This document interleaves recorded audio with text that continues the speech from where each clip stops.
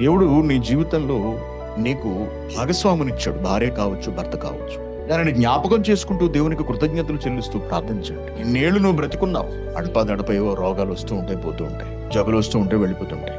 2025 ఈ రోజు వరకు నువ్వు బ్రతికున్నావు. నీ తర్వాత పుట్టిన వాళ్ళలో కోట్ల మంది చచ్చిపోయారు. ఈ రోజు వరకు కోట్ల మంది. ఆయన నిన్ను ఈ క్షణం వరకు బ్రతికించి ఉంచడాన్ని బట్టి నీ దేవునికి నువ్వు కృతజ్ఞతలు చెల్లిస్తూ మోకాళ్ళు వేసి ప్రార్థన చేయి. కృతజ్ఞతలు చెల్లించు, అదే ప్రార్థన అనుకో. దేవుని కొరకే నీ మనసులో, నీ హృదయంలో ఏమైనా ప్రణాళికలు ఉన్నాయా? దేవుని కొరకు ఇది చేద్దాం, అది చేద్దాం అని అనుకుంటున్నావా? వాటన్నిటిని దేవుని ముందు పెట్టు, మోకాళ్ళు వేసి వినమ్రతతో దేవుని ముందు వాటన్నిటిని నువ్వు ప్రస్తావించు, విజ్ఞాపన చేయి. అద్భుతమైన ప్రార్థన అవుతుంది.